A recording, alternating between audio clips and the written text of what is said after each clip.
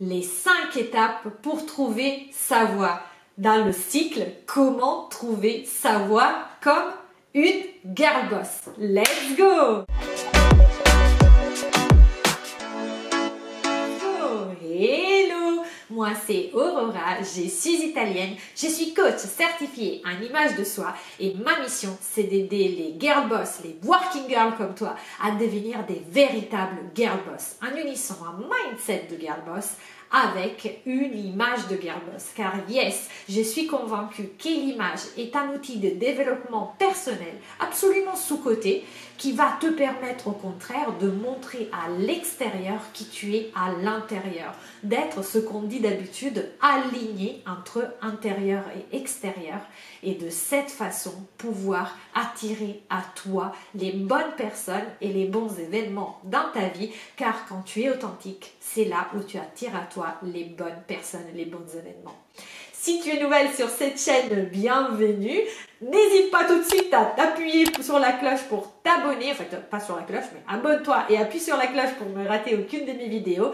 Mets-moi aussi un pouce bleu pour montrer à YouTube que ces vidéos te plaisent et que tu as envie que justement ces vidéos soient montrées à plus de girl boss. Et j'ai un cadeau pour toi. Tu peux télécharger de façon absolument gratuite dans la barre d'infos les 7 pièces incontournables que toute girl boss devrait avoir dans sa garde-robe.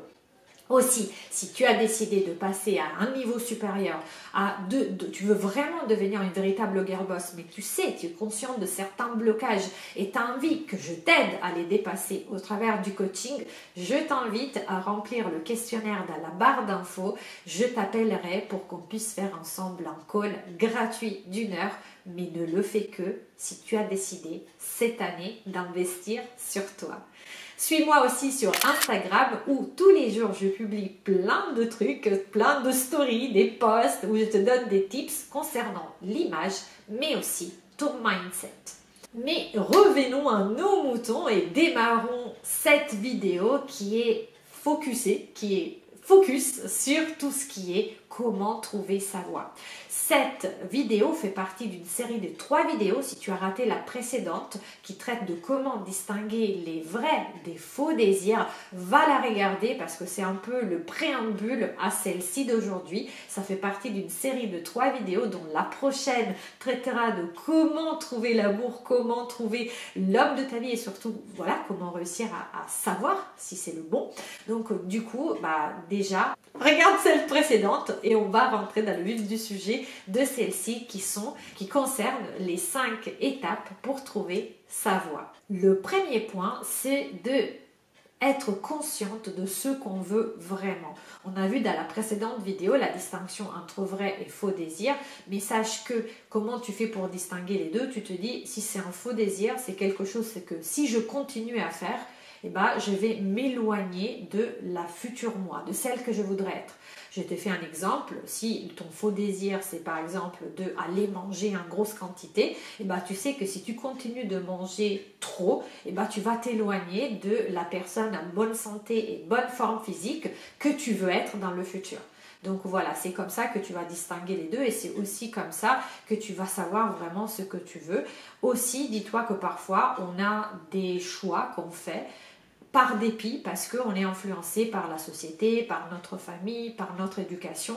Mais finalement, l'idée, c'est d'être vraiment conscient de ce qu'on a envie de faire parce que nous l'avons décidé et c'est vraiment au fond de nous. Autre chose, c'est de ne pas se dire « oui, mais ce que je veux vraiment n'est pas possible parce que tu comprends, je veux avoir un château viticole et finalement, je n'ai même pas l'argent pour me payer un studio à Paris. Donc, ça sert à quoi de m'avouer que je suis passionnée de vin et que je veux cultiver du vin ?»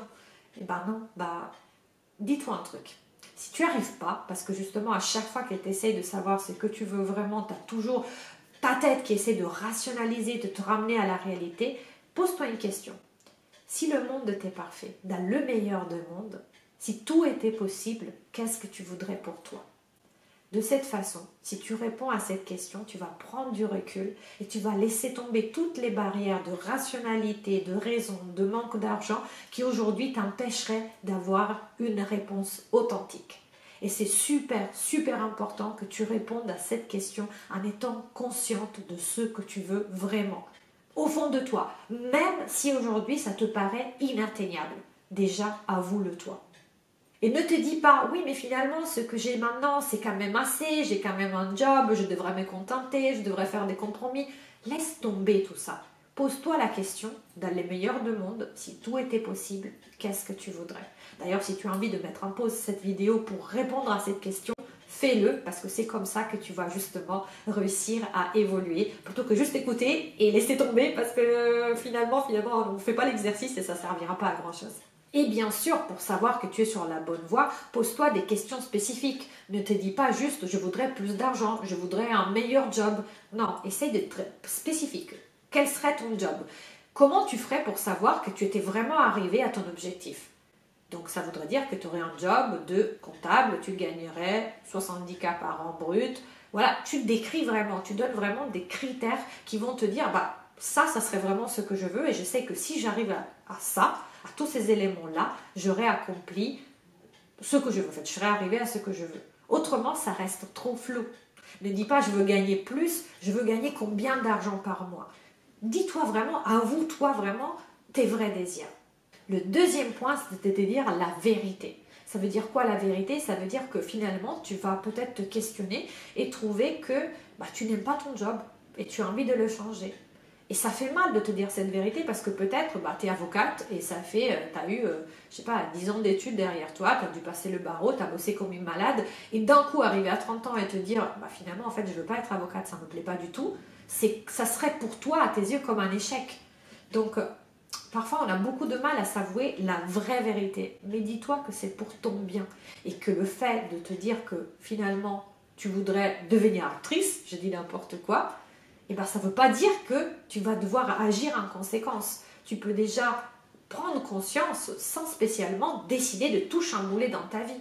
Tu peux dire je n'aime pas mon mari et pourtant décider pour les enfants de ne pas le quitter. Plutôt que de te dire mais finalement je l'aime, je ne sais pas. Non, là tu as la conscience de dire non, je n'aime plus. Et ça ne t'empêche pas de prendre une décision qui ne va pas spécialement dans le fait de le quitter, tu vois. Mais avoue-toi la vérité. C'est ultra important que tu sois sincère avec toi-même. Le troisième point, c'est de ressentir et d'accepter la peur qui va venir avec cette volonté de changement. Parce que c'est normal. Dis-toi que dès que tu vas tenter de faire quelque chose de nouveau, ça va être un inconfort inconnu et ton cerveau préfère te ramener à ton inconfort connu, c'est-à-dire la situation dont tu veux partir. Obligé. Si tu veux devenir différente, forcément tu dois mettre en place des actions différentes. Donc forcément tu vas avoir peur. Et parfois on se dit, mais si j'ai peur, ça veut dire que je suis sur la mauvaise route. Je ne devrais pas avoir peur si c'était vraiment ma voie. Et moi je te dis non, la peur elle est normale. Parce que c'est une peur, et un mélange peur, excitation. Bien sûr, il ne faut pas que ce soit mélange peur, j'ai envie de vomir, j'aime pas du tout. Il faut que quand même tu le sens dans tes tripes, que oui, tu as peur, tu as envie d'y aller, mais tu as super peur. Tu vois, je t'ai fait un exemple, j'avais une fois une coachée qui avait envie de devenir une professionnelle dans le luxe et du coup, je lui ai dit, écoute, tu sais quoi, viens, interviens dans l'école où j'interviens pour donner des cours et tu vas faire une conférence sur le luxe et les réseaux sociaux chinois parce que c'était sa spécialité. Elle avait peur, bien sûr qu'elle avait peur, c'était normal, mais elle s'est faite violence, entre guillemets, et elle s'est dit, tellement sentait que c'était quelque chose qu'elle avait envie de faire, elle a dit, bon ok, je vais l'affronter cette peur. Et finalement, elle a eu un succès fou. Donc, mais encore une fois, encore avant de passer à l'action, dis-toi, accepte déjà de vivre avec cette peur. Ne la considère pas un signal de quelque chose qui ne va pas ou le fait d'être sur une mauvaise route. Au contraire, si tu es en train de tenter quelque chose de nouveau, tu sens l'excitation mais tu as peur, vas-y, tu es sur la bonne voie. Le quatrième point, c'est de faire un choix. Parce que oui, au bout d'un moment, tu as cette peur, tu es consciente. Ensuite, tu te dis vraiment la vérité. Tu as accepté d'avoir cette peur, maintenant fais un choix. Ça peut être un choix qui va te faire agir pour atteindre ce résultat ou un choix conscient, qui est toujours mieux qu'un choix subi, de ne pas agir parce que pour le moment, peut-être pour toi, ce n'est pas le bon moment. Mais fais un choix. Et dis-toi un truc, si tu décides de changer, forcément, tu vas aller à l'encontre pratiquement certaine de l'échec. Prends-le en considération. Et dis-toi quelle sera ma stratégie quand je vais me planter, parce que je dois me planter, pas parce que je risque de me planter, mais parce que je dois me planter pour apprendre plus vite, pour me relever, pour muscler mes fessiers comme les bébés et savoir marcher plus vite. Donc, quelle va être ta stratégie? Parce que souvent, quand on fait ce choix, on veut y aller. Par exemple, on veut devenir entrepreneuse. Et à la première difficulté, ah bah en fait, je ne trouve pas les clients. Ah bah finalement, il faudrait que je cherche un poste en CDI. Et on fait un pas en arrière. On a envie de revenir dans notre cave. On a envie de revenir dans la grotte plutôt. Cave, c'est en anglais, cave. Et parce qu'on a tellement peur, en fait, qu'on se dit, bah, j'ai dû faire le mauvais choix parce que tu vois, je ne trouve pas des clients. Et finalement, dis-toi que non, les difficultés que tu vas avoir parce que tu fais quelque chose de nouveau sont absolument normales. Il faut les prendre en compte et une fois que tu fais ton choix, tu dois être derrière toi. Tu dois être ta première supporter. Tu ne dois pas dire « Ah bah, je sais pas quoi faire, bah, je fais marche arrière. » Non, tu as fait le choix, tu restes avec toi-même. Tu es derrière toi en fait, tu te soutiens. C'est comme si tu avais envie d'avoir, bah parfois justement on fait appel aussi au coach pour être, voilà, tu es ta propre coach. Tu dis, ok, je crois en moi, je sais que je vais me planter, je me suis plantée, mais je sais aussi que c'est mon vrai désir d'aller vers ça, je veux réussir.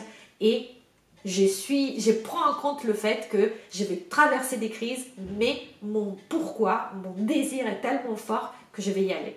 Et puis après, le 5e point, c'est de changer. Changer, ça veut dire quoi? Passer à l'action. Est-ce que tu vas avoir assez de courage? Est-ce que ton projet vaut la chandelle de ce changement? Est-ce que ça vaut la chandelle d'affronter un chamboulement dans ta vie pour y arriver? Est-ce que c'est vraiment important? Si ça l'est, tu vas mettre en place les bonnes actions.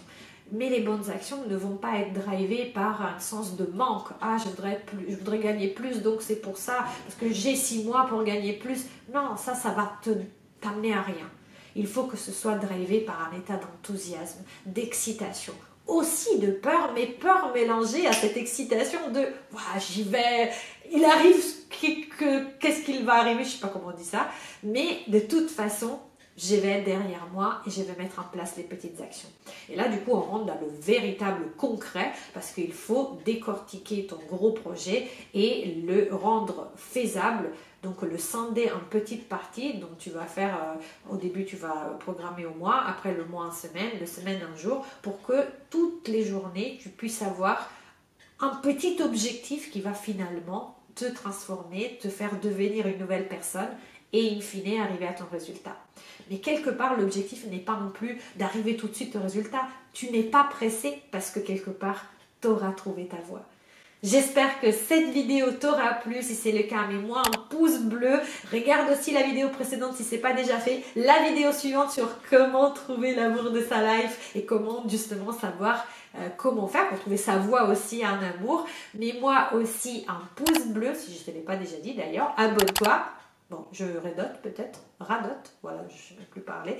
Bref, et aussi abonne-toi à mon Instagram et d'ici la prochaine vidéo, je te dis ciao et à la prochaine.